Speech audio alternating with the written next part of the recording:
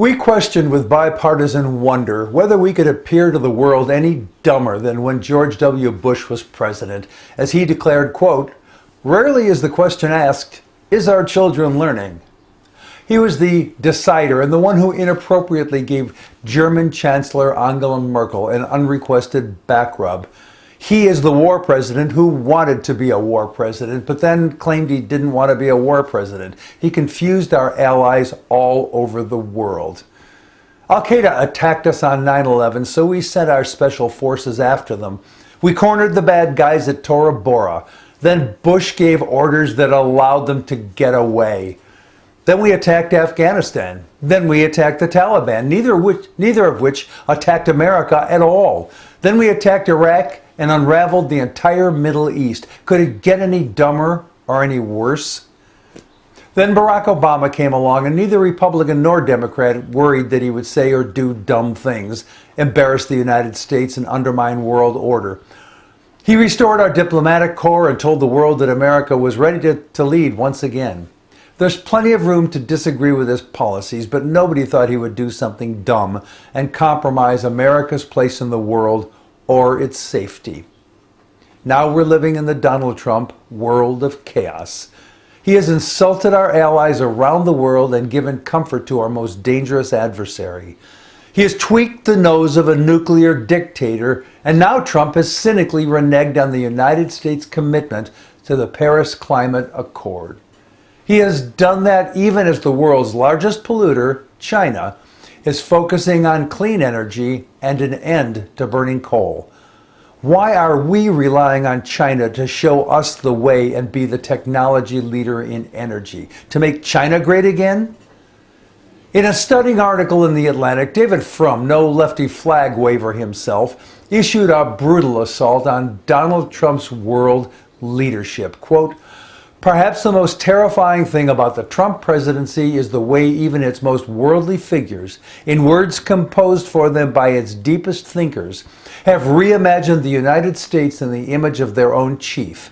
Selfish, isolated, brutish, domineering, and driven by immediate appetites rather than ideals or even longer-term interests."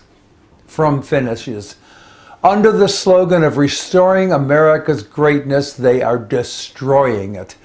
Promising readers that they want to restore confidence in American leadership, they instead threaten and bluster in ways that may persuade partners that America has ceased to be the leader they once respected, but an unpredictable and dangerous force in world affairs itself to be contained and deterred by new coalitions of ex-friends. We now have the answer to whether things could get dumber or worse following Bush. They could, and they have. Which brings us to the political manipulation of health care. Morning Rounds, published by the Boston Globe, is a daily compendium of what's going on in the healthcare industry. It's a freebie publication, and I recommend it to you if you want to keep your finger on the pulse of healthcare in America. There's a link to the subscription page in the written blog.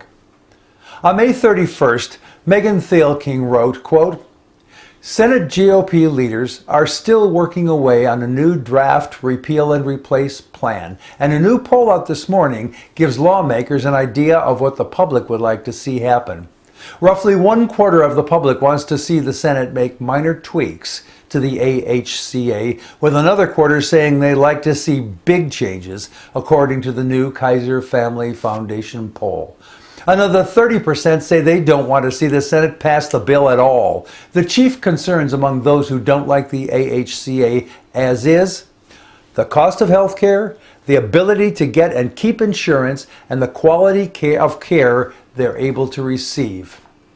I'll add to that that 23 million Americans are terrified they'll have no health care at all." Last, and on a more hopeful note, Cubs president Theo Epstein gave the commencement address at Yale, his alma mater, this month, referencing the moving message of Chicago Cub Jason Hayward in the locker room during a rain delay late in the 7th game of the 2016 World Series.